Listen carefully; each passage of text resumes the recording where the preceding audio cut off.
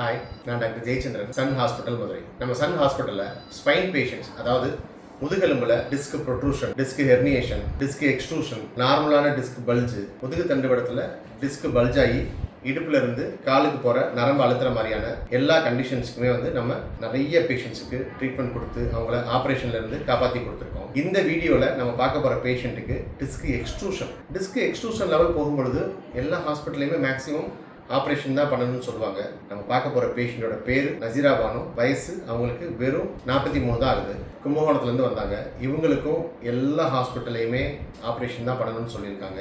அவங்களுக்கு ஆப்ரேஷன் பண்ணுறதுக்கு இஷ்டம் கிடையாது. ஒரு 3 மாதம் 4 மாதமாக பெயின் ரொம்ப சிவியர் ஆகிடுச்சு. எப்படின்னா நடக்கவே முடியாத அளவுக்கு, நடந்தாலே தாங்கி இல்லை ஏதாவது ஒரு சப்போர்ட்டோட நடக்கிற அளவுக்கு அவங்க மாற ஆரம்பிச்சிட்டாங்க. நம்ம ஹாஸ்பிட்டல் வரும்போது அவங்க கம்ப்ளீட்டாகவே வித் சப்போர்ட்டோட தான் நடந்து வந்தாங்க. அந்த அளவுக்கு பெயினோட தான் வந்தாங்க. அதே மாதிரி சரியாகுன்ற நம்பிக்கையே அவங்களுக்கு கிடையாது. ஏன்னா நம்மளோட யூடியூப் ரிவ்யூஸ் ப்ளஸ் பேஷண்ட்ஸோட வச்சு தான் இங்கே வந்தாங்க.